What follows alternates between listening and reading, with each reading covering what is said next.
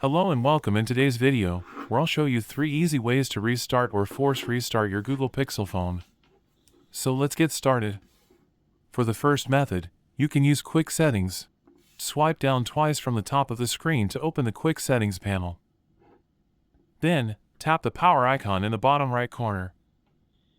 A menu will appear. Just tap Restart to restart your phone.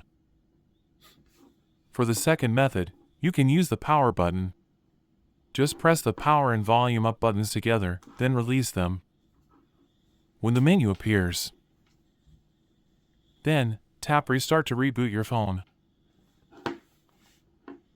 For the third method, you can force restart your phone. If your phone is frozen or unresponsive, press and hold the power button and volume up button together for about 10 to 20 seconds, or until the Google logo appears. This will force your Pixel to restart. And that's it!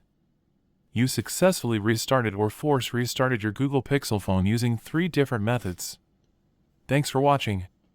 Don't forget to like and subscribe for more quick and easy tutorials.